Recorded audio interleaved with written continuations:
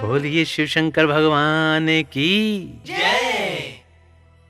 प्रिय भक्तों, श्री शिव महापुराण के वायवीय संहिता उत्तरखंड की अगली कथा है वर्णाश्रम धर्म तथा नारी धर्म का वर्णन, शिव के भजन चिंतन एवं ज्ञान की महत्ता का प्रतिपादन। तो आइए भक्तों, आरंभ करते हैं इस कथा के साथ 11वां अध्याय। महादेव जी कहते हैं, हे देवेश्वरी, अब मैं अधिकारी विद्वान एवं श्रेष्ठ ब्राह्मण भक्तों के लिए संक्षेप से वर्ण धर्म का वर्णन करता हूं।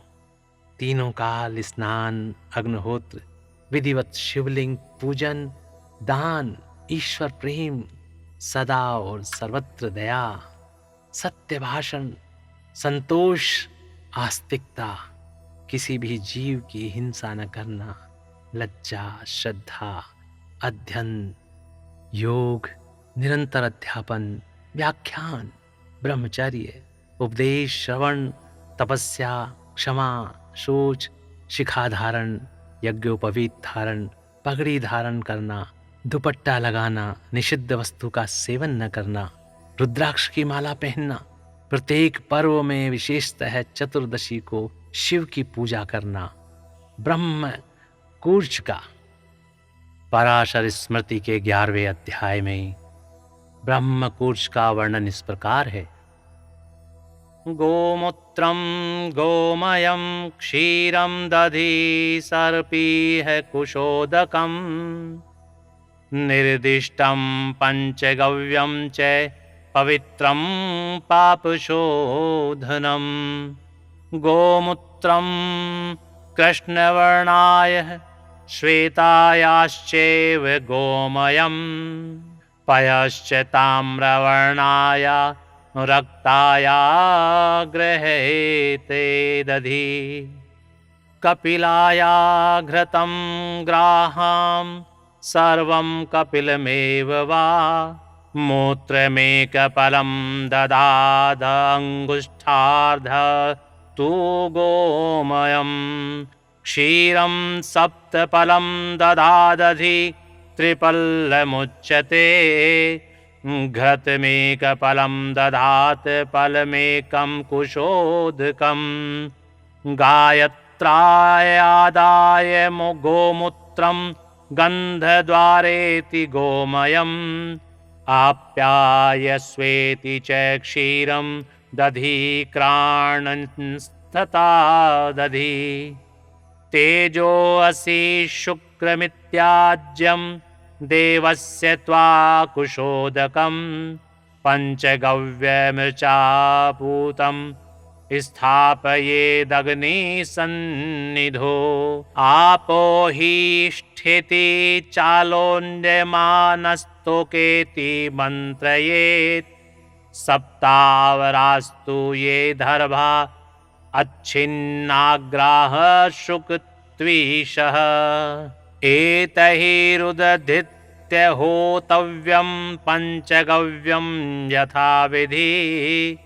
इरावती इदं विष्णुर्मा नस्तोकेति संवति। एताभिश्चैव होतव्यं हुतशेषं पिबेद द्विज। आलोक्यः प्रणवेनेव निर्मथ्य प्रणवेन तु। अद्यधृत्यः प्रणवेनेव पीबेच्च प्रणवेन तु। यत्त्वगस्थिगतं पापं देहे तिष्ठति देहिनां। ब्रह्मकूर्च ददेहत् सर्वं यथेवाग्निरिवेन्धनं। पवित्रं त्रिषु लोकेषु देवताभिर्धिष्ठितम्। गोमूत्र, गोबर, दूध, दही, घी और कुशा का जल, ये पवित्र और पाप नाशक पंचगव्य कहे जाते हैं। कुशोदकम मिश्रित पंचगव्य ही ब्रह्मकूश कहलाता है।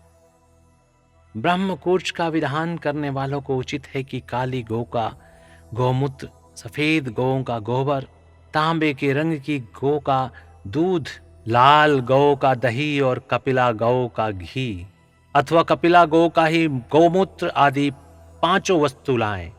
1 पल गौमूत्र, आधे अंगूठे भर गोबर, 7 पल दूध, 3 पल दही, 1 पल घी और 1 पल कुशा का जल ग्रहण करें। गायत्री मंत्र से गोमूत्र गंध द्वारा, मंत्र से गोबर, आप्यायस्व मंत्र से दूध, दधी क्रावण मंत्र से दही, तेजोवसी शुक्र मंत्र से घी और देवस्य त्वा मंत्र से कुशा का जल ग्रहण करें। इस प्रकार ऋचाओं से पवित्र किए हुए पंचगव्य को अग्नि के पास रखें।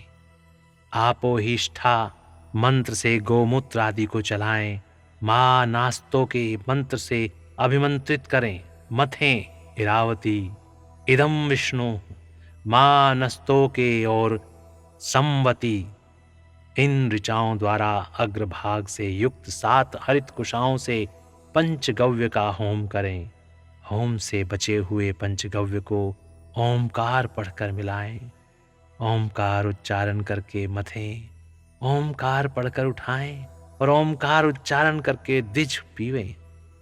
जैसे अग्नि काठ को जलाता है, वैसे ही ब्रह्मकूर्च मनुष्यों के त्वचों और हाड़ों में टिके हुए पापों को जला देता है। देवताओं से अधिष्ठित होने के कारण ब्रह्मकूर्च तीनों लोकों में पवित्र हुआ है। संतोष, सत्य, अस्तेय, चोरी न करना, ब्रह्मचर्य, शिव ज्ञान, वैराग्य, भस्म सेवन और सब प्रकार की आसक्तियों से निवृत्ति, इन 10 धर्मों को ब्राह्मणों का विशेष धर्म कहा गया है। अब योगियों यतियों के लक्षण बताए जाते हैं। दिन में भिक्षान्न भोजन उनका विशेष धर्म है। यह वानप्रस्थ आश्रम वालों के लिए भी उनके समान ही अभिष्ट है। इन सब को और ब्रह्मचारियों को भी रात में भोजन नहीं करना चाहिए। पढ़ाना, यज्ञ कराना और दान लेना, इनका विधान मैंने विशेषतः क्षत्रिय और वैश्य के लिए नहीं किया है। मेरे आश्रम में रहने वाले राजाओं या क्षत्रियों के लिए थोड़े में धर्म का संग्रह इस प्रकार है। सब वर्णों की रक्षा, युद्ध में शत्रुओं का वध, दुष्ट पक्षियों, मृगों तथा दुराचारी मनुष्यों का दमन करना, सब लोगों पर विश्वास न करना, केवल शिव योगियों पर ही विश्वास रखना, ऋतुकाल में ही स्त्री संसर्ग करना, सेना का संरक्षण, गुप्तचर भेजकर लोक में घटित होने वाले समाचारों को जानना, सदा अस्त्र धारण करना तथा भस्म में कंचुक धारण करना, गोरक्षा, वाणिज्य और कृषि, ये वैश्य के धर्म बताए गए हैं।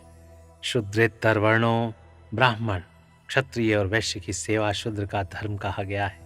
भाग लगाना, मेरे तीर्थों की यात्रा करना तथा अपनी धर्म पत्नी के साथ ही समागम करना गृहस्थ के लिए विहित धर्म है। वनवासियों, यतियों और ब्रह्मचारियों के लिए ब्रह्मचर्य का पालन मुख्य धर्म है। स्त्रियों के लिए पति की सेवा ही सनातन धर्म है, दूसरा नहीं। कल्याणी, यदि पति की आज्ञा हो तो नारी मेरा पूजन भी कर सकती है। जो स्त्री पति की सेवा छोड़कर व्रत में तत्पर होती है, वह नरक में जाती है। इस विषय में विचार करने की आवश्यकता नहीं है। अब मैं विधवा स्त्री के सनातन धर्म का वर्णन करूंगा। व्रत, दान, तप, शौच, भूमि, शयन, केवल रात में ही भोजन, सदा ब्रह्मचर्य का पालन, भस्म अथवा जल से स्नान, शांति, मौन, क्षमा, विधि पूर्वक सब जीवों को अन्न का वितरण, अष्टमी, चतुर्दशी, पूर्णिमा तथा विशेषतः एकादशी को विधिवत उपवास और मेरा पूजन, ये विधवा स्त्रियों के धर्म है। हे देवी, इस प्रकार मैंने संक्षेप से अपने आश्रम का सेवन करने वाले ब्राह्मणों, क्षत्रियों, वैश्यों, सन्यासियों, ब्रह्मचारियों तथा वानप्रस्थों और गृहस्थों के धर्म का वर्णन किया। साथ ही शूद्रों और नारियों के लिए भी इस सनातन धर्म का उपदेश दिया। हे देवेश्वरी, तुम्हें सदा मेरा ध्यान और मेरे षडक्षर मंत्र का जप करना चाहिए। यही संपूर्ण वेदोक्त धर्म है और यही धर्म तथा अर्थ का संग्रह है। लोक में जो मनुष्य अपनी इच्छा से मेरे विग्रह की सेवा का व्रत धारण किए हुए है, पूर्व जन्म की सेवा के संस्कार से युक्त होने के कारण भावातिरेक से संपन्न है, वे स्त्री आदि विषयों में अनुरक्त हो या विरक्त, पापों से उसी प्रकार लिप्त नहीं होते जैसे जल से कमल का पत्ता। मेरे प्रसाद से विशुद्ध हुए उन विवेकी पुरुषों को मेरे स्वरूप का ज्ञान हो जाता है। फिर उनके लिए कर्तव्य का विधि निषेध नहीं रह जाता। समाधि तथा शरणागति भी आवश्यक नहीं रहती। जैसे मेरे लिए कोई विधि निषेध नहीं है, वैसे ही उनके लिए भी नहीं है। परिपूर्ण होने के कारण जैसे मेरे लिए कुछ साध्य नहीं है, उसी प्रकार उन कृत्य ज्ञान योगियों के लिए भी कोई कर्तव्य नहीं रह जाता है। वे मेरे भक्तों के हित के लिए मानव भाव का आश्रय लेकर भूतल पर स्थित हैं। उन्हें रुद्र लोक से परिभ्रष्ट रुद्र ही समझना चाहिए, इसमें संशय नहीं है। जैसे मेरी आज्ञा ब्रह्मा आदि देवताओं को कार्य में प्रवृत्त करने वाली है, उसी प्रकार उन शिव योगियों की आज्ञा भी अन्य मनुष्यों को कर्तव्य कर्म में लगाने वाली है।